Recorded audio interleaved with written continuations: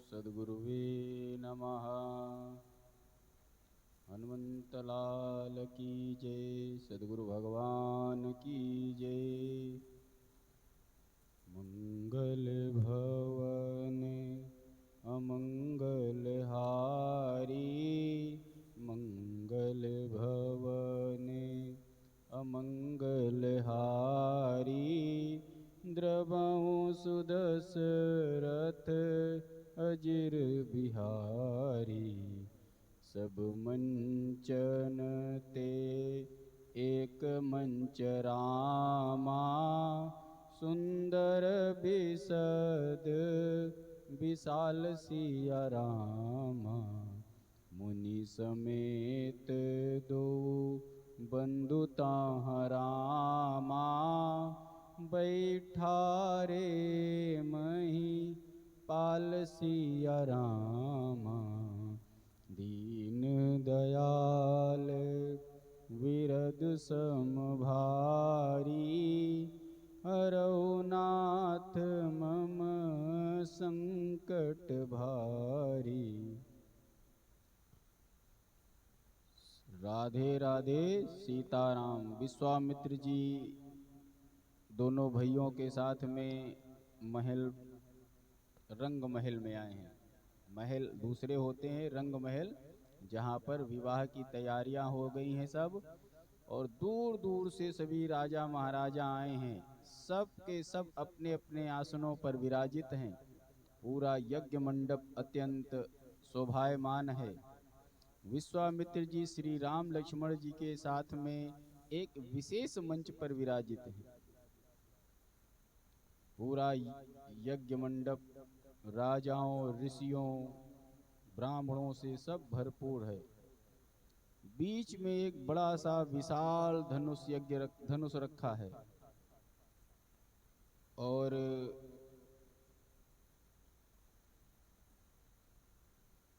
सभी लोगों की जो निगाहें हैं वो धनुष यज्ञ पर टिकी हुई हैं। और धनुष की विशालता ऐसी है कि मानो वो चुनौती दे रहा है बीच दरबार में बैठ करके, हे राजाओं देख लो, मैं आज तुम्हारे बीच में बैठा हूं। आज देखता हूं किसकी किसकी कितनी कितनी वीरता है। सभी राजाओं की नजर आकर्षित हो रही है। सबके मन में एक ही बात चल रही है, जल्दी से हमको मौका मिले और हम इस धनुष को तोड़ दें। जोगिन परम तत्वमय भाखा। संत शुद्ध सम सहज प्रकाशा। और तभी सभी राजाओं की दृष्टि पड़ती है कहाँ?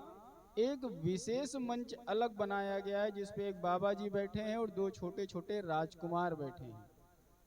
बड़े बड़े भारी भरकम शरीर वाले, विशाल विशाल भुजाओं वाले, सब बड़ी बड़ी मूछें, किसी की तलवार 2.5 हाथ की है, कोई 5 हाथ का भाला लेकर के और गरज करके और अहंकार व सीना ताने बैठा था। और सबने पहले धनुष को घूरा, फिर पूरी तरफ नजर लगाता नहीं। कहीं अगर कंपटीशन हो तो सबसे पहले लोग लक्ष्य को देखते हैं, उसके बाद देखते हैं लक्ष्य के अनुसार अनुमान लगाते हैं कौन कौन यहाँ पर बैठा है। महाराज जैसे ही विश्वामित्र जी के साथ दोनों भाइयों पर सभी राजाओं की नजर पड़ती है तो क्या कहते हैं बाबा? जोगिन परम तत्वमय भाखा। संत शुद्ध सम सहज प्रकाशा। विदूषण प्रभु विराटमय दीखा। बहुमुख कर पगलोचन सीखा। सहित विदेह बिलोकहि नारी। शिशु सम प्रीत ना जात बखानी, डरे कुटिल नृप प्रभु ही निहारे, मनहु भयानक मूर्ति भारी। रघुकुल नंदन श्री राम जी ने सभी को अलग अलग रूपों भावों में दर्शन दिया। सभी राजाओं को चक्रवर्ती वीर योद्धा महाबली दिख रहे थे कि ये विशेष महाबली दोनों राजकुमारों को अलग क्यों बिठा रखा है। माताओं को पुत्रवत स्नेह मूर्ति, अरे कितने सुंदर राजकुमार हैं, पुत्रवत स्नेह दिख रहा था।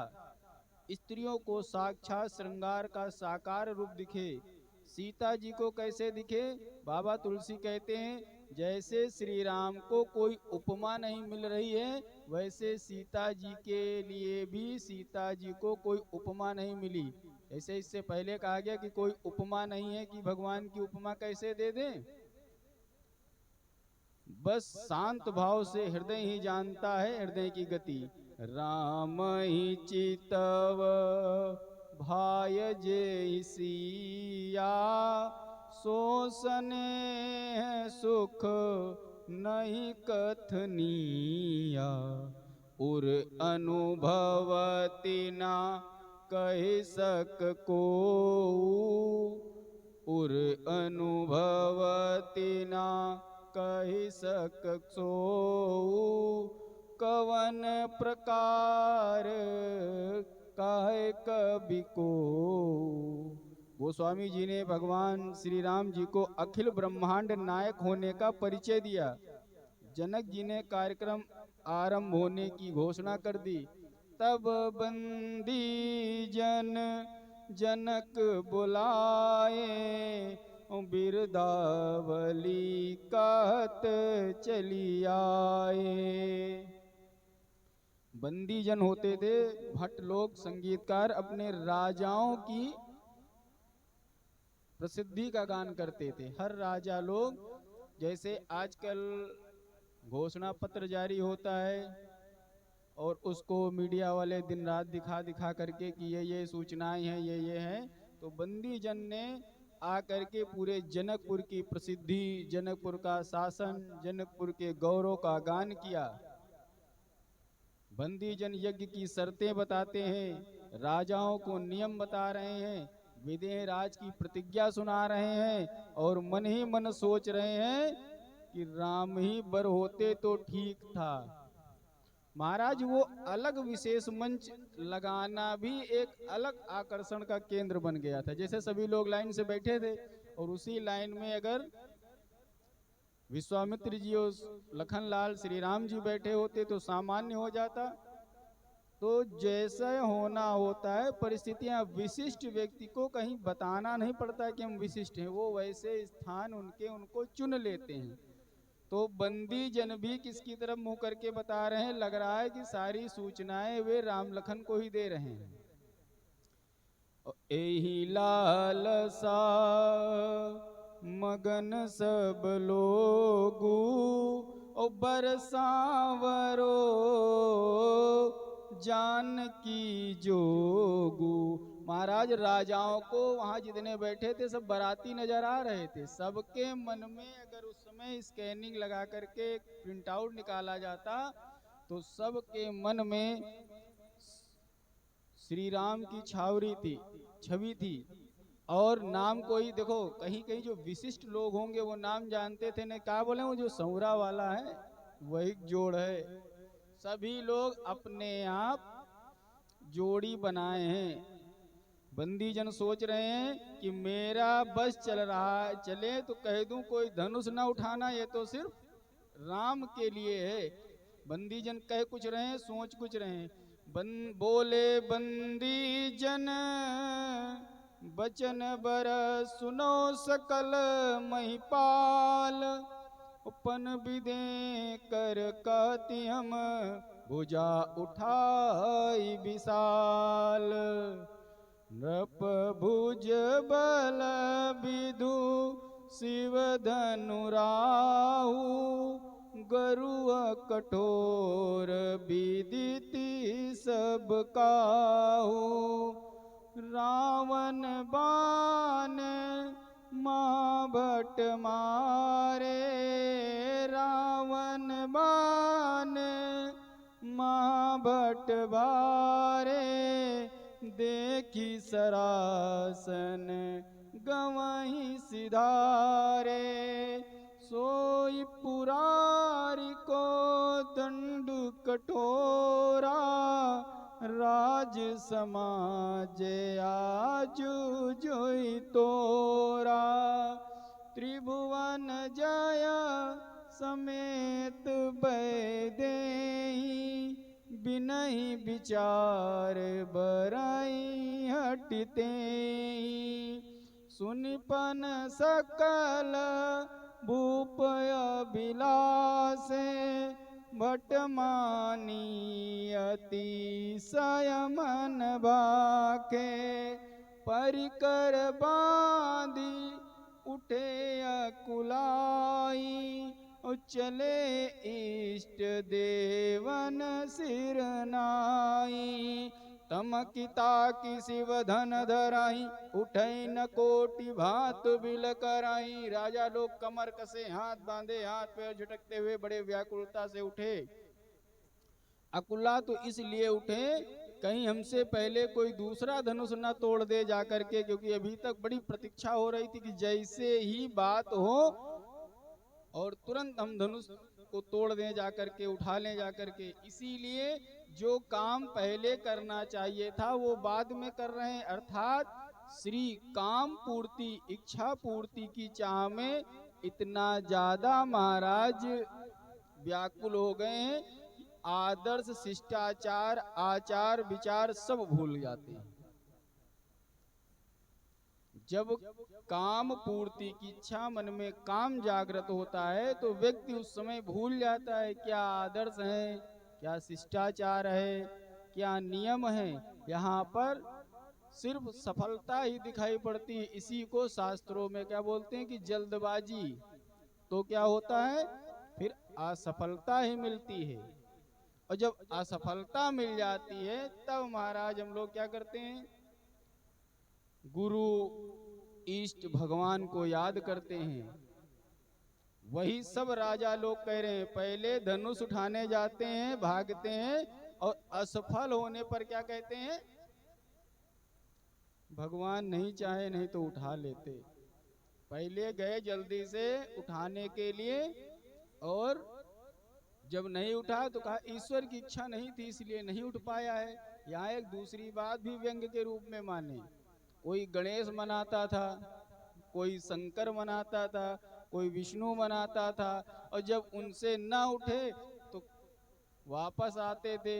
और भगवान के सामने ऐसा संकल्प हो तो किसी से उठना छोड़ो, किसी से वो उठेगा भी नहीं, क्योंकि भगवान श्री राम मंच पर सामने बैठे हैं और एक उठाने जा रहा है तो पीछे से 10 मना रहे हैं, हे गणेश भगवान बस अब की 11 किलो मोदक चढ़ेंगे, ये फलाने जा रहे हैं, उठे ना। अब भगवान के सामने इच्छा कर रहे हो तो एक उठाने जाता था, तो जो उठाने जाता था वो तो भगवान से कहता नहीं था कि भगवान कृपा करो हमसे उठ जाए, वो तो अपने बल पे उठाने जाता था, अभी उठा के तोड़ दूंगा। लेकिन नहीं उठाने वाले पीछे से भगवान मनाते थे, हे आदि देव, हे शंकर भगवान, हे विष्णु भगवान, बस इस बार यज्ञ तुम्हारा हम ही करेंगे, अगर हमसे नहीं उठाए तो इससे भी ना उठे, जिससे ना उठाए वो और यज्ञ मान रहा है। बोलो राधे राधे सीताराम। अब भगवान के सामने संकल्प, कोई भगवान से किसी ने ये कहा ही नहीं कि हे प्रभु अब आपकी कृपा हो जाए मैं धनुष उठा लूं। सब बारी बारी जा रहे हैं, सब खिसिया गए, अपनी लाज बजाने के चक्कर में जो बची कुची इज्जत थी वो भी डुबाने के तैयार हो गए। जब विनाश काले विपरीत बुद्धि, एक तो किसी से उठा नहीं और दूसरे देखो एक और कर्म कर डाला।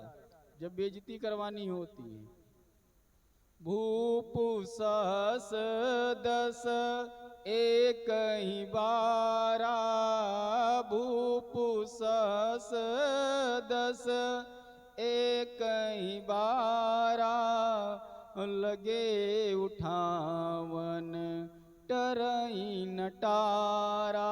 अब आप विचार करो कि ये सब राजा लगभग 10,000 के आसपास होंगे जो सब इकट्ठे हो गए। एकत्र होना अलग बात है और एक होना अलग बात है। कभी कभी क्या होता है कि कोई आप पराजित व्यक्ति सामने हो तो उसको हराने के लिए कहते हैं चलो एकत्र होकर के हरा देंगे, लेकिन एक होना अलग बात है। भीड़ बनना कहते नहीं, भीड़ के विवेक नहीं होता है। महाराज मान लो अगर ये 10,000 राजा सब मिल करके धनुष को तोड़ देते तब क्या होता? तो कोई कहता है कि ये सब पहले मिलके आपस में तय कर चुके थे कि धनुष तो एक एक लोगों से उठा नहीं है, अब हम लोग सब लोग मिल के धनुष उठाएंगे और उसके बाद फिर आपस में युद्ध होगा और जो जीतेगा वो जानकी से विवाह करेगा। इतना बड़ा प्लान बना लिए। जैसे कोई सामने प्रतिद्वंदी बहुत तगड़ा हो तो जब उससे हम नहीं जीत पाते हैं तो संगठित होते हैं कि चलो सब लोग इसको मिल के हराते हैं। और जब नियम क्या बना है, पहले हराओ तो, क्योंकि ये विजेता बना हुआ है, और जब हरा लेंगे तब निर्णय करेंगे कि उसकी जगह पर कौन जाएगा। ऐसे निर्णय से तो जनता परेशान होगी ना। जनकपुर में हाहाकार मच गया कि देख लो पहले राजा कोई उठा नहीं पाए, अब सारे राजा मिलके उठा रहे हैं। ऐसे नेतृत्व वाले राजा या संगठन क्या संदेश देंगे समाज को, क्या कल्याण करेंगे जनमानस का? बंधुओं, समाज को भीड़ नहीं चाहिए, एक योग्य नेतृत्व चाहिए, और जो राम है वही सक्षम है, वही श्रेष्ठ है। इसलिए एकत्र नहीं एक बनने का संकल्प लेना चाहिए। यही संदेश है कथा का। यहाँ कथा श्रवण की सार्थकता है कि बंधुओं ये सब ज्ञानी ध्यानी जनक मौन होकर के देख रहे हैं, उत्तेजित होते, और कहा कि जिनसे उठना नहीं वे उचक फांद मचाए हैं, और जिनसे उठना नहीं है वे हिला तक नहीं सक रहे हैं, और जिनसे उठना है वे हिल तक नहीं रहे हैं। उनके मन में एक विशेष बात आ गई और थोड़ा सा रोष में बोल उठे, क्योंकि मर्यादा पुरुषोत्तम स्वयं तो उठेंगे नहीं कि लाओ ये उनकी तरीके से, तो उनको उठाने वाले को उठाते हैं। जनक जी बहुत बुद्धिमान है, उन्होंने सोचा कि ये स्वयं तो उठेंगे नहीं, तो जो इनको उठाता है उसी को जरा हम उठाएं। तो क्या बोले, अब जनिको माखय भट मानी, अब जनिको माखय भट मानी, वीर विहीन मही मैं जानी, तजहु आस निज निज ग्रह जाऊं, लिखा न विधि वैदेही विबाहु, सुकृत जाई जव पनु परिहरहूं, कुंवर कुंवर राम का करहूं, जो जन तेव बिनु भट भूबि बाई, तव पनु करी हो तेव नासाई। बस इतना ही कहना था, काम हो गया। जैसे कहा कि हमको लगता है ये पृथ्वी वीरों से विहीन हो गई है। कान में पड़ा माखे लखन कुटिल भई भौवे, और रटपट फरकत नयन निसोरे। लक्ष्मण जी के अंग अंग फड़कने लगे और क्रोध से तमतमा गए और बोल उठे, कहीं न सकत रघुबीर डर, लगे बचन जनुबान, नाई राम पद कमल सिर, बोले गिरा प्रमाण। यहाँ देखो कितनी बढ़िया बात कही, इतनी क्रोध में है कि पूरे शरीर में आग लग गई, आंखों से लौ निकल रही, लेकिन उठे हैं तो क्या कह रहे हैं, नाई राम पद कमल सिर। इतने क्रोध में होने पर भी उठे हैं और सिर झुका करके श्री राम को प्रणाम करते हो, बोलते हैं आहा, क्रोध करना कोई अगर सीखना है तो किसे सीखो? लक्ष्मण जी के सीखो। भगवान क्रोध में भी भगवान को याद कर रहे हैं, तो कोई भी अपनी बात बिगड़ेगी नहीं, किसी से बैर नहीं होगा। लक्ष्मण जी को क्रोध तो आया, तमतमा गए और बोले, राम जी के भय से, सम्मान से मैं अभी तक कुछ नहीं बोल रहा हूं, हे जनक जी, लेकिन राम को प्रणाम कर लूं तब उत्तर देता हूं आपको। कही जनक अस अनुचित बानी, विद्यमान रघुकुल मनि जानी। लक्ष्मण जी कहते हैं, यहाँ मेरा अधिकार नहीं है निर्णय का, किंतु जहां रघुकुल मणि श्री राम हो, वहां ये कहना कि पृथ्वी वीरों से खाली है, जहां एक, यहाँ तो रघुकुल शिरोमणि बैठे हैं, लेकिन इतनी गारंटी लेता हूं जहां एक भी कोई अगर रघुवंशी बैठा है तो यहाँ ये अनुचित शब्द कान में कभी सुनता नहीं है वो। सुनो भान कुल पंकज भानु, काहू सुभाव न कछु अभिमानु, जो तुम्हारी अनुशासन पावो, कंदुक इव ब्रह्मांड उठावो, कांचे घट जिमि डारव फारी, सकहूं मेरो मूलक तिम तोरी। हे भगवान, हे श्री राम, हे भैया, अगर आप इशारा करो, ये लक्ष्मण जी अभिमान में नहीं कह रहे हैं, स्वभाव में कह रहे हैं कि अगर हमारे भैया इशारा खाली कर दें तो अभी हम गेंद की तरह ब्रह्मांड उछाल देंगे, गेंद की तरह ब्रह्मांड उठा देंगे और कच्चे घड़े की तरह इस पृथ्वी को मसल के फेंक सकते हैं। ये धनुष क्या है? धनुष सहित पृथ्वी को कितनी बार को हवा में उछाल दूं, और ये सब मैं आपके प्रताप यानी भगवान के प्रताप से कह रहा हूं। राम जी समझ गए कि संदेश पहुंच गया है। भैया मेरे अनुसार, भैया लगता है ये भगवान श्री राम ही बोले थे, मुख किसका था? ये लक्ष्मण जी का था। ये संदेश पहुंचा दिया। अब इशारा किया कि भैया शांत हो जाओ, बैठ जाओ, क्योंकि अभी एक बीच में एक और लोग बैठे हैं। लक्ष्मण जी को इशारा किया आंखों के इशारे से ही। कहते नहीं जो बगल में रहता है कल की कथा में कि वो जो इशारे से समझ जाए वही सबसे नजदीक होता है। तो यहाँ कुछ कहना सुनना नहीं है। लक्ष्मण जी का उद्घोष से सृष्टि में हाहाकार मच गया। एक बार पृथ्वी कांप गई, कहीं गुस्से में सब नष्ट भ्रष्ट न कर दें। सभी राजे महाराजाएं डर के मारे आसनों में दुबक के बैठ गए।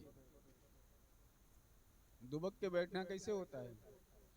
कोई कुर्सी पर अगर तुम्हारे सामने बैठा है तो वो किस भाव से बैठा है ये तुम उसके बैठने की स्टाइल समझ सकते हो।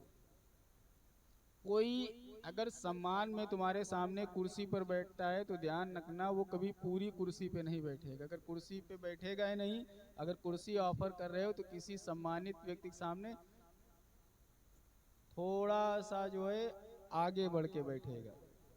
और दुबक के बैठना क्या हुआ कि कुर्सी के एक कुंडा की तरफ थोड़ा सा तिरछा होकर के बैठेगा और तुम्हारी तरफ मुंह नहीं रखेगा कि कब मौका मिले और सट से यहाँ से निकल भी सकते हैं। वो दुबक के बैठना हुआ। और कोई तुम्हारे सामने बैठ करके पैरों पे पैर रख के सिर हिला रहा है तो वो तुमको पैर हिलाता है तो समझ लो वो तुमसे अपने आप को होशियार समझता है। ये आजकल पढ़े लिखे लोग ज्यादातर कहीं इंटरव्यू वगैरह में देखो ना, तो जूता बैठ करके जो पैर हिलाना, यानी अगर सामने वाली बातचीत को करते हुए अगर आपके जूते बातचीत करोगे पैर पे पैर रख के तो हिलाओगे जरूर, डुलाओगे जरूर। और अगर किसी से बतियाते हुए उसकी नजर मिला के और अपनी नजर जूतों पे नजर गई तो समझ लो उसका अपमान माना जाता है। लेकिन बहुत लोग ये शिष्टाचार नहीं जानते हैं, जानबूझ के करते हैं। तो कभी भी किसी सम्मानित व्यक्ति अतिथि के सामने पैरों पर पैर रख के नहीं बैठना चाहिए, इससे उसको सम्मान मिलता है। और कोई छोटा है तो उसके सामने, ज्यादातर तो मैंने देखा है कि अधिकारी लोग ऐसे बैठते हैं। महाराज थाने वाने में जाओ तो अब बहुत सुधर गए हैं, पढ़े लिखे लोग आ गए हैं। पहले तो जाओ तो ज्यादातर मेज के ऊपर पैर रख करके जूता हिलाया करते थे कि आओ तुम हमारे, ये मैसेज जाता था ना। तो ये सारी चीजें यहाँ पर दुबक के बैठ गए। पृथ्वी पर एकदम से सन्नाटा हो गया। अब क्या होगा? विश्वामित्र समझ गए कि अब समय आ गया है। राम से कहा, विश्वामित्र समय शुभ जानी, बोले अति स्नेहमय वाणी। उठऊ राम भंजऊ भव चापा, मेटऊ तात जनक परितापा। जैसे बोले थे कौन लेके आया, तो कहीं इनके पिताजी से हम लेके आए हैं अपने, मेरे ये सभी के यज्ञों को सफल करने वाले हैं। तो जनक जी बोले, मन में तो अगर जनक जी सोचे होंगे उस समय कि कहाँ बुलाए थे, एक कार्ड पे वीआईपी न्योता पा गए तो शिष्यों को भी ले आए हैं, मन में हो सकता बात आ गई हो। तो बोले थे जहाँ जो यज्ञ नहीं पूरा होता है किसी का संसार में, अगर राम पहुंच जाए तो वह यज्ञ पूरा हो जाता है। अब प्रमाण मिल गया कि तुमने दुनिया भर के राजाओं को बुलाया, अगर राम न होते तो तुम्हारा जो शोक था, तुम्हारी प्रतिज्ञा धरी की धरी रह जाती। कहा नहीं कि लगता है मेरी बिटिया कुंवारी रह जाएगी, इस पृथ्वी पर कोई वीर है नहीं है। तो कहा, उठाव राम भंजो भव चापा। जो भव में फंसा हुआ मन असमंजस में है जनक का, मेटहु तात जनक परितापा। सुन गुरु बचन सुन गुरु बचन, चरण सिरुनावा। हरसु विषाद न कछु उर आवा। महाराज देखो, जैसे तुम नतमस्तक होगे वैसे ही झुके सर पे कोई प्रसाद नहीं मानता है, कोई ईर्ष्या नहीं करता है। ये जब छोटे से सुकुमार बढ़िया से उठे और गुरुजी को प्रणाम किया, जी गुरुजी, तब किसी राजा ने प्रसाद नहीं माना। क्यों? कहने लगे ये कौन बहुत वीर है। उठते कन अपने गुरु पैलगी किया ना, तो जब झुका हुआ है तो वो अहंकार नहीं आए ना, तो किसी ने प्रसाद नहीं माना कि भगवान ना उठे हम गणेश जी गुरु। ये तो गुरु के अपने बाबा का खुदे पैलगी कर रहा है। और ना हर्ष है मन में और ना विषाद है, क्योंकि मैं स्वयं जो करने जा रहा हूँ उसका कर्ता मैं नहीं हूँ। गुरु ने कहा है कि राजा का कष्ट दूर करो, तो गुरु की आज्ञा पूरी करने के लिए मैं जा रहा हूँ। कोई खुशी प्रसन्नता नहीं। और साहसई चले सकल जग स्वामी, बिल्कुल आराम से जा रहे हैं कि गुरु ने कहा है उठा देंगे। और भक्त मंज बर कुंजर गामी, राम जी बड़ी सहजता से चल रहे हैं। माता सुनैना को संदेह हो गया कि इतने बड़े बड़े वीर भयंकर राजा नहीं उठा पाए हैं, एक बेइज्जती और होने जा रही है। तो माता सुनैना की जब इस शंका को देखा तो दूसरी सखी बोली, सुनिए, छोटे लोगों को कभी कमजोर नहीं समझना चाहिए। दूसरे कोई भी नहीं चाहता है कि जो सिया जी के हितैषी थे वे सारे चाह रहे थे। क्या चाह रहे थे? सबकी डिमांड यही थी भगवान के सामने कि भगवान उठा लें। और धनुष भी उस कर का स्पर्श अभी तक नहीं पाया था जिसका वो अधिकारी है। रवि मंडल देखत लघु लागा, उदयता सुत्रिभुवन तम भागा। तव राम बिलो की बय देहि, सभय हृदय बिनवत जैते। मनहि मनहि मन मनाव कुलानी, हो प्रसन्न महेश भवानी। अब देखो, उधर किसी ने प्रसाद नहीं माना था क्योंकि राम जी के ऊपर सबको शक था।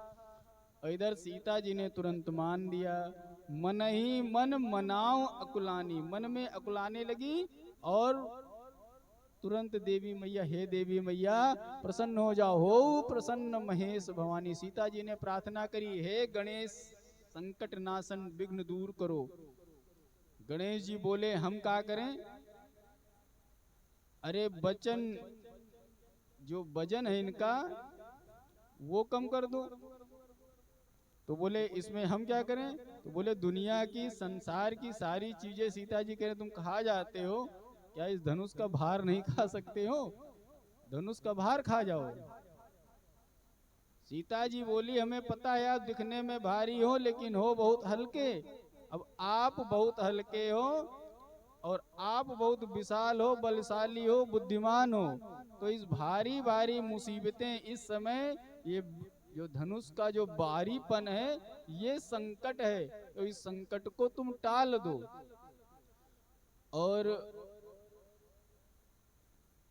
गणेश जी बोले अच्छा अब आपने कहा है तो ठीक है, बाहर हम गणेश जी स्तुति करती हैं, शिव जी की स्तुति, गौरी, मतलब कोई भी जितनी देर जितने कदम जा रहे हैं उतनी बार शिव परिवार को छोड़ करके कौन और है पंचतायन में उपासना करने हो। निज जड़ता लोगन पर डारी, और उसी समय तुरंत धनुष को आदेश दे दिया जानकी मैया ने।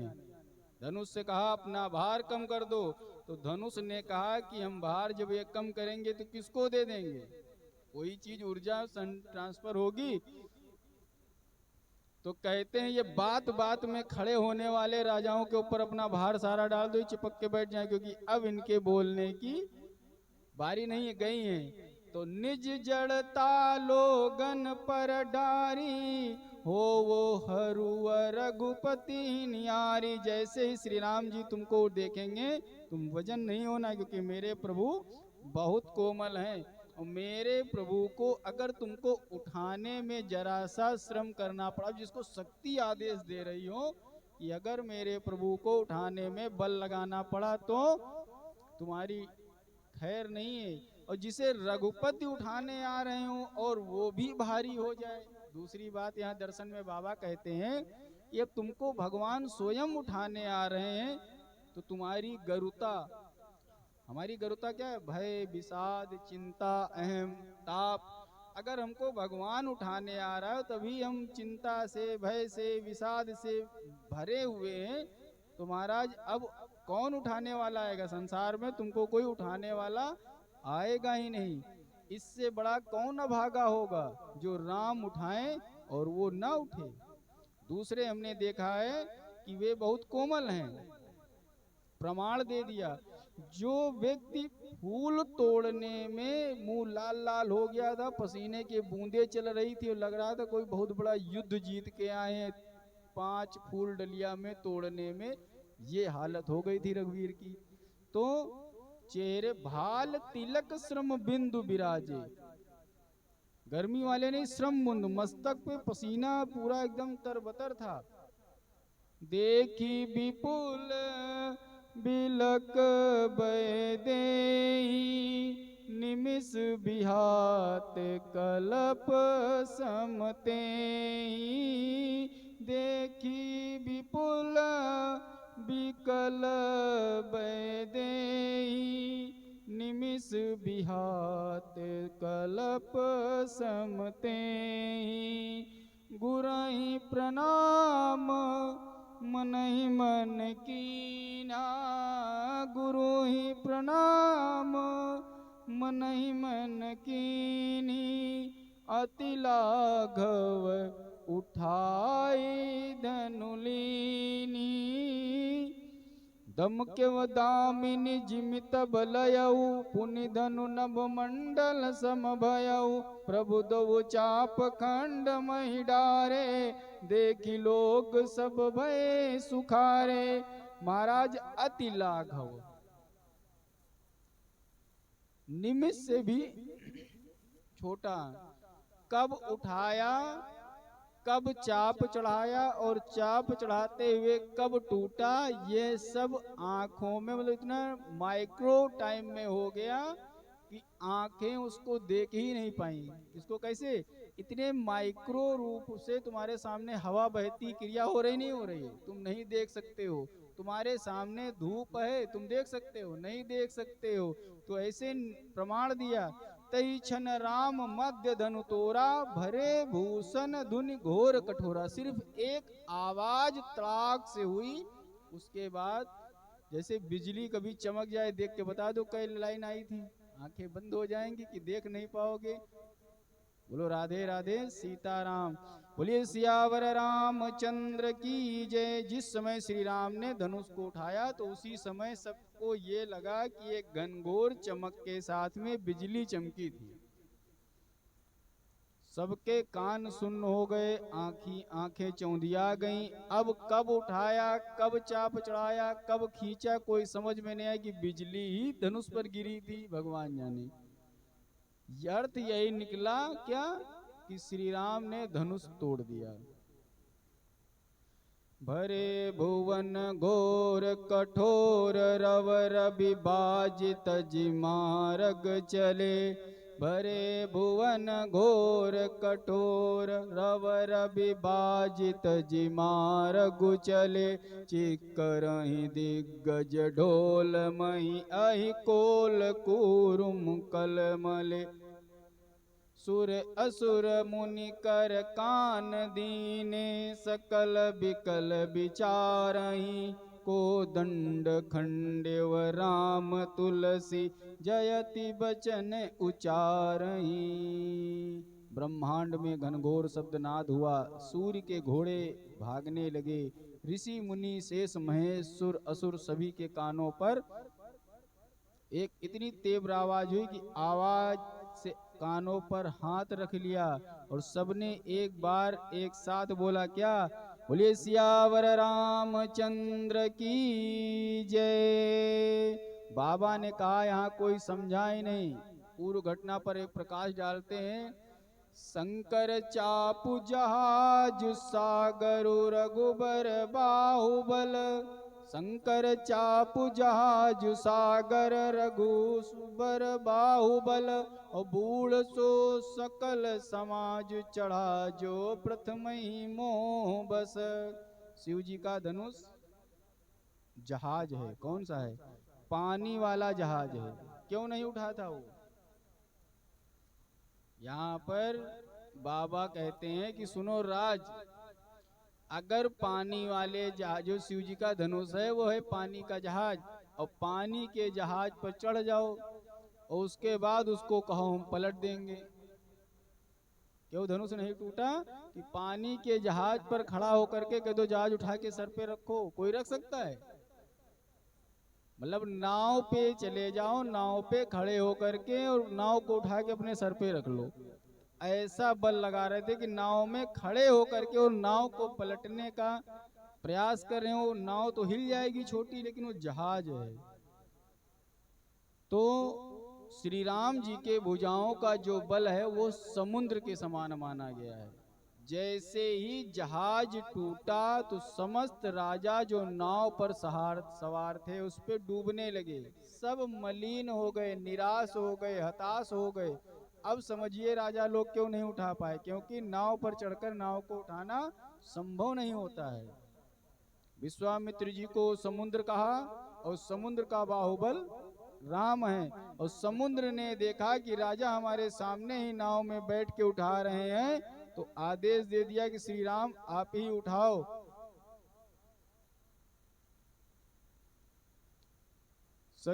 महाराज धनुष टूट गया। सखी साथ में बड़ी प्रसन्नता से, एकदम से मन में तो सबके था कि हमको लग रहा है कि ब्याह नहीं होगा। संग सखी सुंदर चतुर। अच्छा, गांव में देखा है, यहाँ तो सब शहरों में थोड़ा जो है संकोच करने लगते हैं। अगर घर में जैसे ही मंगल होता है वैसे ढोलक बजने लगती है। लाओ बहनी ढोलक लाओ, जैसी चाहे न्यू खुद रही हो, चाहे मुंडन हो, चाहे तिलक हो, सभ्य घरों में जैसे ही कोई मंगल चार अगर 5 लोग इकट्ठा हो गए तो ढोलक मंजीरा आ जाता है। तो इधर सब बिल्कुल, और ब्याह के अवसर पे अगर ढोलक मंजीरा ना बजे तो जैसे ही टूटा वैसे ही संग सखी सुंदर चतुर गावई मंगल चार। गौनी बाल मराल गति सुषमायंग अपार। झुक जइयो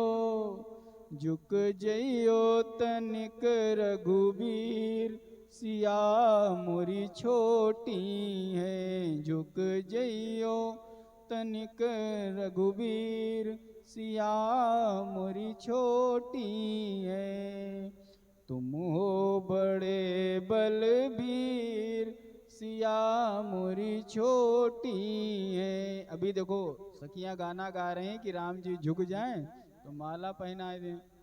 अभी जब माला पहन जाएगा हो जाएगा तो आगे देखो कितनी बात बदल जाएगी तुरंत। श्री कोमल श्री रघुबर कोमल कमल नयन को पहनाओ जय माला,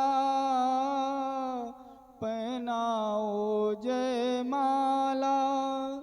ये पुण्य मूरत स्वर्णिम अवसर फिर नहीं आने वाला, पहनाओ जय माला, पहनाओ जय माला।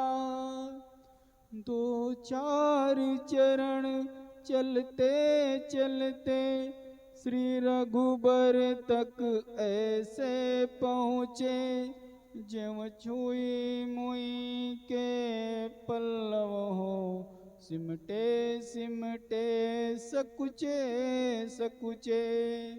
श्री राम चकित चित में सीता का अद्भुत रूप निराला, पहनाओ जय माला, पहनाओ जय माला। महाराज तुरंत शंख बजने लगे, शंख घंटा ध्वनि तीव्र से आवाज होती है और सभी लोग एकटक इस मनोहर जुगल झांकी के दर्शन करते हैं। महाराज जब पलक ही नहीं झपकना है तो भगवान के कुछ ऐसी लीलाएं हैं, कुछ जगह पर समय का माप रुक गया था। कभी भी कोई तय नहीं कर पाया है कितने दिन राम जन्मोत्सव मनाया गया है, कितने दिन की कितने युग महारास चला है। शरद पूर्णिमा वाला वो पूर्णिमा की रात कितनी लंबी थी जब कृष्ण और गोपियों के संग में वृंदावन में प्रथम रास रचाया था।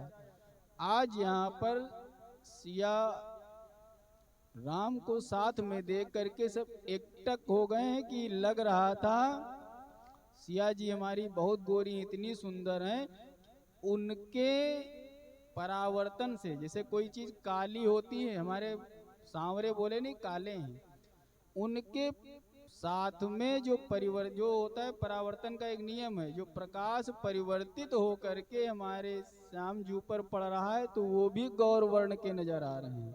इतनी जुगल जुगल सोच रहे थे इनके तो रंग जैसे कहते नहीं है अभी तक तुम्हारे देखो तुम्हारे रंग ढंग बदल गए हैं। तो जब प्रिया प्रीतम का मिलाप हुआ तो भगवान के रंग ढंग बदल गए, वो सांवले से यहाँ गोरे गोरे नजर आ रहे हैं और दोनों एक साथ में कि ये वही बालक हैं। और जैसे मनोहर झांकी के दर्शन किए, लेकिन भक्तों को तो ये लीला में प्रेम आनंद आ रहा था और पीछे से क्या शोर हो रहा था, अचानक भगदड़ मच गई। छीन लो मारो मारो छीन लो भागो, ले उलछड़ाई सिया का को उधरी बांधो नृप बालक दो, जो विदेह कछु करें साई, जीतो समर सहित दो भाई। देखो यहाँ तक सब मंगल हो रहा था, पीछे से सब राजा इकट्ठे हुए, छीन लो मार दो बांध लो, इन दोनों राजकुमारों को पकड़ के बांध लो, युद्ध में जीत लो, ये क्या कर पाएंगे। और अगर इसमें विदेह कुछ करें साई, अगर विदेह कुछ करेंगे तो इन्हों जीत में इन्हों राजपाड़ा सब नष्ट ही रखा है। अब अधिकांश राजा भड़क उठे, इतनी सुंदर श्री जी को ये बालक हम राजाओं के रहते हुए कैसे ले जा सकते हैं, नाक कट जाएगी भाई। अभी तक नाक नहीं कट रही थी, जब बल नहीं था तो नाक नहीं कट रही थी। अब स्त्री धन कहा गया है, स्त्री धन है, इसको वीर जीत लेते हैं, स्त्री धन छीन लो। कुछ सभ्य राजा भी थे, अरे कहने लगे तुम्हें शर्म नहीं आई बेशर्मो, पहले ही इज्जत गंवा चुके हो, दूसरी बार फिर 7 बार में हार चुके हो, अब निस्तेज हो जाओगे, बातें बनाते हो। और लक्ष्मण भैया की जब गर्जना की थी तो हवा निकल गई थी, एक नहीं सनके थे। अब मारो छीन लो, जैसे लग रहा है कि हाथी के सामने कुत्ता भौंका करते हैं। अच्छा, कभी नगर में हाथी आता है तो कोई भी जानवर विद्रोह नहीं करता है, लेकिन जब हाथी चलता है घंटी बजाते हुए सड़क पे तो पीछे 10-5 कुत्ता जरूर भौंका करते हैं। पता नहीं हाथी से कुत्तों को कहा है। बोलो सियावर रामचंद्र की जय। तो कहते नहीं हाथी अपने रास्ते जाता, कुत्ते भौंकते रहते हैं। महाराज उसी तरीके से यहाँ लक्ष्मण जी सावधान हैं और चारों तरफ देख रहे हैं कि श्री राम की तरफ दृष्टि है घुमा करके कि बस एक बात कहें बब्बे राजाओं का हम, लेकिन भगवान इशारा करते हैं सुनो, हर चीज समय समय पर होता है। यहाँ हम लोग आए शादी ब्याह करने, यहाँ पे मारपीट और इतना बड़ा अगर मच जाएगा तो जो लोगों के भाव हमको देख के तुमको जागृत हैं प्रेम वाले, वो एकदम से खुखार हो जाएंगे। तो हम लोग आए हैं शादी ब्याह में बारात करने, और ये मेरा काम नहीं है। इनके जैसे अनुशासनहीन, धर्म विरोधी और मनमानी करने वालों का भी एक स्वरूप मेरा ही पृथ्वी पर है। वो जैसे बार बार लोग कहते हैं कि क्षत्रिय विहीन किया, तो यहाँ भगवान कह रहे हैं कि ऐसे राजाओं का नाश करने के लिए हमारा भी परशुराम स्वरूप है। लोग कहते हैं परशुराम आ गए खंडित करते हैं, मैं तो समझ रहा हूं कि उनको परशुराम जी भगवान हैं, कहीं बगैर आमंत्रण के निमंत्रण के भाव प्रभाव के थोड़ी भगवान पहुंच जाएंगे। और उनको भगवान पहले से कई युगों से वो तो जीवित हैं, ऐसे थोड़ी कोई धनुष टूटा और लेकर तलवार पहुंच गए लड़ाई करने के लिए। जब जब भगवान का अवतार होता है बंधुओं, तो शस्त्र के जितने स्वामी पृथ्वी पर उनको धार दिया, सफाई करने का काम परशुराम जी किया करते हैं। तो भगवान को चक्र देने के भी समय उस समय सारंग धनुष दिया था जाकर के कृष्णावतार में। तो जब जब होता है तो भगवान के अस्त्र शस्त्र परशुराम जी के पास रहते हैं, क्योंकि वो दिव्यास्त्रों का संचालन कभी नहीं भूलते हैं और विधिवत मंत्रों को जागृत रखते हैं। वो ऐसे ब्राह्मण हैं कि दिव्यास्त्रों के मंत्रों का साधन भी जानते हैं, दिव्यास्त्रों का निर्माण भी जानते हैं, और दिव्यास्त्रों को कब कैसे कहाँ किस मौसम में कौन सी पालिश लगा करके मूर्छा उर्चा न लग जाए, वो सारा गुण अवगुण जानते। और वेद शास्त्र भी जानते हैं कि किसको देना है किसको नहीं देना है, किससे कब बचाना है, तो सर्वज्ञ ज्ञानी। तो कहने लगे ऐसे ही अनुशासनहीन धर्म विरोधी और मनमानी राजाओं को गाजर मूली समझता है। यहाँ श्री राम जी इसको संकेत किए, समझ गए ना, ये परशुराम जी थे। अब जब दर्शन वो रूप इनको मिलेगा तब ये उससे समझ में आए, इसीलिए राम को शांत रहना चाहिए, परशुराम को थोड़ा भी यहाँ पर काम अपना कर देना चाहिए। ते ही जैसे ही यहाँ मन में विचार किया है कि ये राम का काम नहीं है रिश्तेदारी में मार काट मचाना, तो बोले इस मामले में परशुराम जी बढ़िया हैं, उनको नहीं समझ में आता है कौन कहाँ अवसर है, अगर तुमने गलत किया तो इनके जैसे को उसी समय। तेहि अवसर सुनी शिव धनु भंगा, आयव भृगुकुल कमल पतंगा, देखी महीप सकल सकुचाने, बाज झपट जनु लवा लुकाने, पितु समेत लैले निज नामु, और लगे करन सब दंड प्रणाम। उसी समय शिव धनुष का सूचना भगवान परशुराम के कानों में गई और सभा मंडप में परशुराम जी का आगमन हो गया। अब जानते हो जैसे ही परशुराम जी को इन दुष्ट राजाओं ने देखा है, थर थर थर थर कांपने लगे। रे दादा, आज तो छोड़ो ही छोटे मोटे छोड़ो, सब गाजर मूली तरीके से काटे जाएंगे। और जैसे ही सामने आते हैं, मैं फलाने राज का महाराज के पोते का पोता, अपने बाप दादा का नाम ले ले के प्रणाम कर रहे हैं कि जान जाओ महाराज, जब हम गर्भ में थे तुमने हमें जीवन दान दिया था, तो हमारे बाप को तुम मार चुके हो, हम तुम्हारे प्रसाद हैं।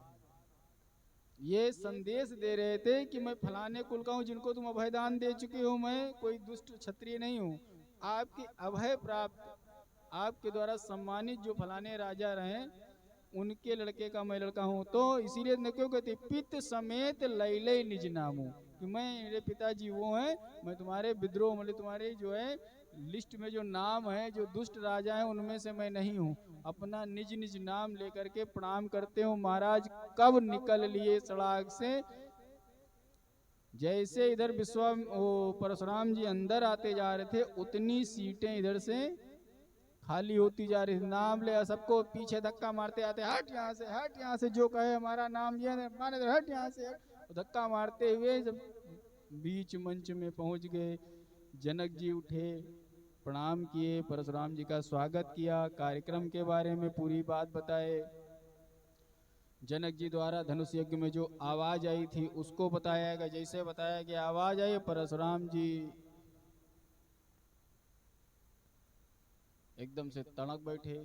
सबका तो परिचय हुआ, लेकिन विश्वामित्र जी सीधे श्री राम जी को प्रणाम करने के लिए नहीं भेजे हैं। एकदम से जनक जी ने परिवार सहित आशीर्वाद लिया। दोनों महात्मा आपस में मिले। विश्वामित्र मिले पुनियाई और पद परोज मेले दो भाई। ये दोनों भाई लिखा है इसमें, विश्वामित्र जी और परशुराम जी दोनों भाई भाई। इनके ननिहाल के समय की एक कथा है। ये लोग यज्ञ के चरु से उत्पन्न हुए थे।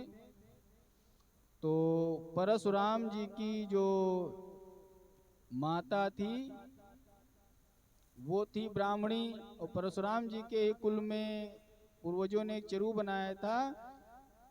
तो उसको एक इन्हीं की जो है नानिहाल में पक्ष में वो भी बहन लगती थी। तो एक ठाकुर का बनाया था, एक ब्राह्मण का बनाया था।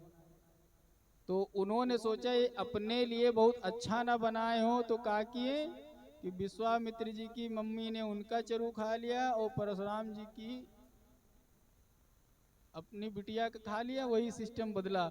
मतलब ब्राह्मण के घर में क्षत्रिय, तो हुआ क्या कि विश्वामित्र जी क्षत्रिय होते हुए भी ब्राह्मण गुणों से पूर्ण थे, और इधर महाराज ये थे तो ब्राह्मण करके, लेकिन पूरी ठाकुराई इनके अंदर भरी हुई थी। तो ये बदल गया था मामला जन्म होने का। इसीलिए बोलते गर्भाधान संस्कार का असर पड़ता है।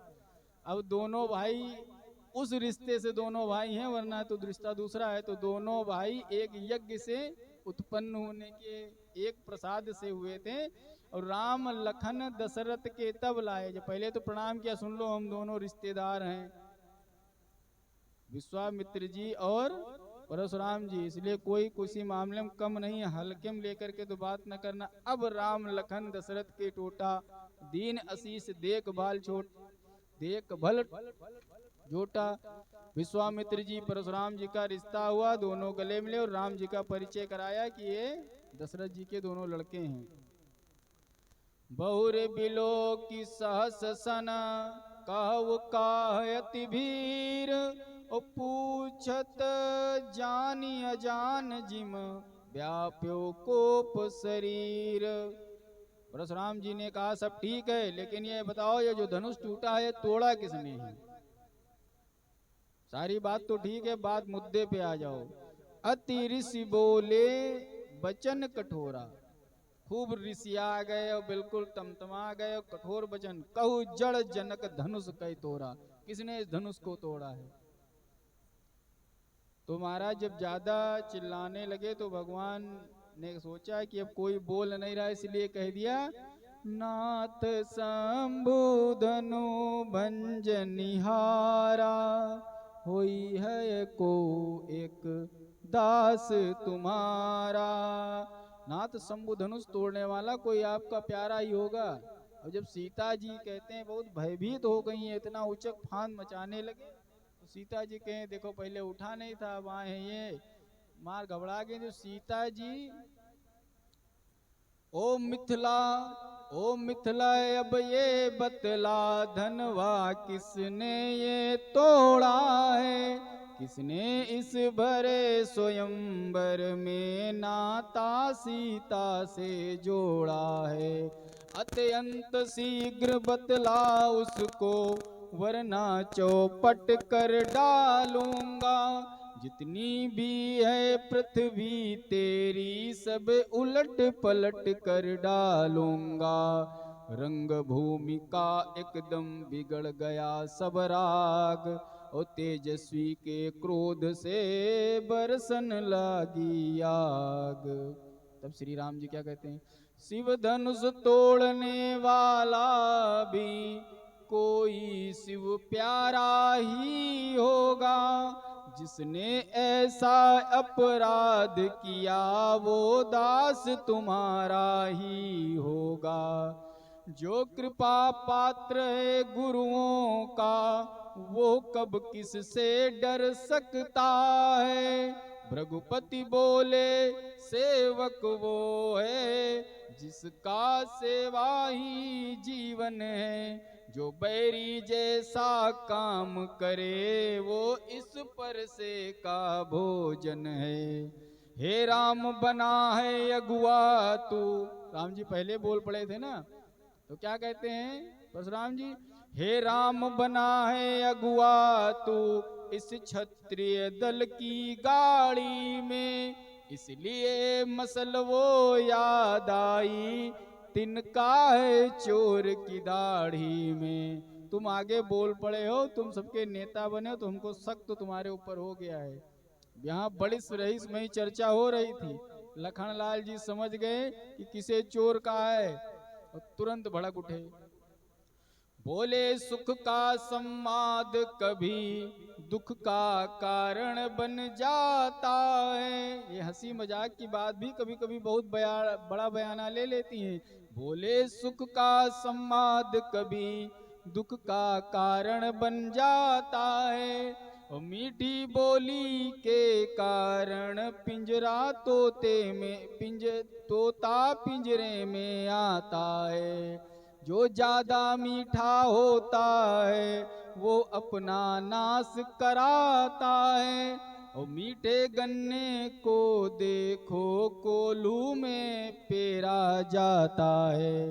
भाई ने मीठे वचन कहे तो क्रोध और बढ़ आया है, और सबसे पहले बोल उठे इसलिए चोर ठहराया है। अच्छा अपराधी हम ही सही, गर्व से बोले, अच्छा अपराधी हम ही सही, हमने ही जहर निचोड़ा है।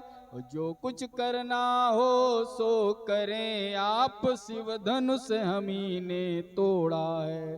गारंटी ले ली, जो तुमका करना हो कर लो। बचपन में जो धनु ही तोड़ी तो कभी न रिसियाए इतने। इस धनुआ में क्या लाल लगा जो अभी गरमाए इतनी। क्षत्रिय बालक का सुना जब इस तरह जवाब, और आग तो पहले से लगी थी और परशुराम जी हो गए गुस्से से बेताब। श्री राम जी ने जब कहा दास ने धनुआ तोड़ा है, तो सुनते ही परशुराम जी और लक्ष्मण जी में बहुत बड़ा वाद युद्ध होता है। जैसे बाघ युद्ध इससे बड़ा कहीं पढ़ा नहीं होगा। इतना भयंकर बाघ जैसे जहर जहर को काटता है, उसी प्रकार परशुराम जी आवेशावतार हैं, आवेश में वाले हैं, और लक्ष्मण जी शेषावतार हैं। इनके अंदर क्रोध का बीज भरा पड़ा है, उनके अंदर भी कठोर आवेश क्रोध रूपी विष भरा पड़ा है। अब बीच में आ गए राम, तो परशुराम जी का हो गया पूरा काम। अब महाराज जब आ गए हो तो शांति स्थापित करनी चाहिए। अब जितना बहर था, जितना जहर था, सब वाणी से क्रोध रूप में गाली गलौज करके फुफकार फुफकार के ये निकाल दिए वो निकाल दिए। क्योंकि महाराज थोड़ा लक्ष्मण जी भी गुस्सा थे। शेषनाग महाराज ये जब बार बार पृथ्वी को पूरा लाल कर देते थे तो पृथ्वी पर गंध मच जाती थी। तो लक्ष्मण जी गुस्साते थे कि जब नरक मचाते हैं मार पूरा, तो रहना हमको पड़ता, हमारे सर के ऊपर तुम बिल्कुल तांडव किए हो। तो वो भरे बैठे थे, इधर ये भरे बैठे थे कि जो है अब बहुत हो गया है गाली गलौज, ये सारे सुधरिए हैं ना, हमका लागत है। कितनी बार हम पृथ्वी तोड़ेंगे। आज छोटी सी घटना देख करके परशुराम जी का एकदम हृदय और द्रवित हो गया होगा कि 21 बार मैंने इन दुष्ट राजाओं को सजा दी है, ये नालायक जरा सा मौका पड़ता है तुरंत उचकने लगते हैं। ये आसन का असर है कि गद्दी का असर है कि पद प्रतिष्ठा का है, तो और गुस्सिया उठे कि तुम जो उन बहुत क्षत्रियों के नेता बनते हो, आगे खड़े हो गए हो आकर के, तो क्यों बताया था, अब नेता बनते हो तो अब क्षत्रियों को और सबको सुधारो तुम हमरे बस में। तो ये अंतर में संवाद हो रहा था कि चोर की दाढ़ी में तिनका जो बात कही कि अब तुम उचक रहे हो तो तुम सब संभालो, हम आज के बाद ये अपना, तो महाराज सब बातें दी अंतरकरण में। ब्राह्मण क्षत्रिय मर्यादा का यहाँ संदेश दिया गया है। यहाँ पर लोग बताए वो ठाकुर थे, वो ब्राह्मण थे, आपस में मार दिए, जय परशुराम तोल, ये कुछ नहीं। जो लीलाएं समझता है, जो मर्यादाएं समझता है, उसमें जात पात नहीं देखी जाती। यहाँ संदेश दिया परशुराम जी ने कि इतने दंड देने के बाद जो लोग बदनामी भी मिली, लेकिन ये राजा लोग नहीं सुधरे। आज भी तनिक तनिक बातों में उचकते हैं, इसलिए सबको मारा नहीं तो वही फरसे जो जानते हो धक्का ना देते हट हट, खाली फरसा ही घुमाना था, मुंह से बात ही नहीं करते थे। आज तो लक्ष्मण जी से बतिया क्यों ना कि गुस्से में भरे हैं, राम जी को सुना रहे हैं। नहीं तो कभी परशुराम जी किसी से बात नहीं करते, इधर से गए लग जाए बिरुआ छांटा जाता है, बांका लेके चढ़े, छांट छूट के राज खत्म, निकल गए दूसरी जगह। जहां गलती समझ में आई तो पूरा राजमहल साफ, खाली दरबार में जाते थे, रानीवास में कभी नहीं आते। जो लोग पूछते हो कहते हो कि ये फिर नए नए कैसे आ गए, तो गर्भ में संस्कार दीजिए, जो आपका आने वाला वंशज है वो राज के योग्य हो। तो इसलिए पूरी राजमंडली को जिनके हाथों में शस्त्र होता था, तो वही जो जिसके हाथ में शस्त्र हो और छत्र हो वही तो छत्री। बाकी घर का खेलने वाला बालक थोड़ी, किसी ने बाल वध थोड़ी कहीं नहीं लिखा मिलेगा। क्षत्रियों का वध किया जो राजा लोग थे, जिनके वो भी क्षत्रिय नहीं कि जो सैनिक हैं या छोटे मोटे, क्षत्रिय यानी जिनके ऊपर छत्र हो, यानी जो सिर मुकुट हो, सर पे छत्र हो, वही क्षत्रिय राजाओं का वध किया। तो राजाओं को वध करते थे, जिसके राज्य से निकलते जो गड़बड़ मिलती थी काट छांट के चले जाते, छत्र गिरा देना, क्षत्रिय का वध। मृत्यु भी 14 प्रकार से लिखी गई है। और लाल पृथ्वी करने क्या बात हो, 100 लोगों में खड़े हो, एक जुबान खाली बोल दो, कायदे सीधे आए तो थे, खाली एक जुबान बोले, चोर की दाढ़ी में तिनका सब लाल हो गए, लखन लाल लाल हो गए। तो 21 बार का है, तुम दिन भर में 50 बार सबकी आंखें लाल करो, दृष्टि लाल हो जाएंगी। महाराज दोनों धर्म तुला के पलड़े हैं, एक समान से खुश, एक मान से खुश। एक सम्मान से खुश होता है और एक मान से खुश होता है। यहाँ पर दोनों क्यों लड़ते हैं कभी, राजा ब्राह्मणों में क्यों, कि राज ब्राह्मण को चाहिए खाली सम्मान, कि सम्मान मिले, हम बढ़िया हैं। और राजा को क्या चाहिए, मान, उसको अपना राजा मानते रहो, उसको मान मिला, उसके अहंकार पे चोट ना पहुंचाओ, बस वो कभी। तो एक जो क्षत्रिय होते हैं वो मान के भूखे होते हैं। राजा लोग, मंत्री लोग, अधिकारी लोग, जानते हो इनकी बस इज्जत बनाए रखो, बस महाराज तुम ही हो, बस तुमको छोड़ के हमारा, मतलब उनको मान मिले, लगे कि तुम उनकी वजह से तुम्हारा अस्तित्व है। एक राजा की वजह से ही तो प्रजा का अस्तित्व होता है, यही हुआ मान। और सुबह शाम पैलगी, गुरुजी सम्मान प्रेम से भोजन, बस इतने में पंडित जी मगन। तो महाराज यहाँ पर आज भी वही नियम है, जो विद्वान लोग हैं, चतुर पढ़े लिखे लोग हैं, इनको तुम जो है लड़ाई करके नहीं जी सकते, इनसे प्रेम से, इनको सम्मान देके इनसे विद्या लो। वहीं महाराज जो प्रशासनिक अधिकारी हैं, उसके आगे तुम ऐठे भर रहे, जहाँ घमंड की हो तो इधर 4 लाठी मार के बंद कर दे हैं। तो वही, तो उनको मान दो, इधर सम्मान दो। वाक युद्ध का आनंद प्राप्त हुआ उधर अयोध्या में। कहते हैं महाराज अपने धनुष अस्त्र शस्त्र को दिया श्री राम जी को, और वहां से परशुराम जी ने कहा संभारो तुम अपने ठकुरन का राज, हम रहे हैं जाए तपस्या करने अपने। इधर महाराज अयोध्या में मैसेज भेज दिया गया, तो जनक कीन कौशिक ही प्रणामा, और प्रभु प्रसाद धनु मंजव रामा, कहा मुनि सुन नर नाथ प्रवीणा, रहा विवाह चाप आधीना। और तदपि जाए तुम करौ अब रामा, ओ जथा बंस व्यवहार सिया रामा। बोझ विप्र कुल वृंद गुरु रामा, वेद विदित आचार सिया रामा। परशुराम जी शांत होकर के चले गए। जनकपुर में नारियों में उत्साह हुआ। बाबा गवा बाबा गवा, गाना चालू हुआ।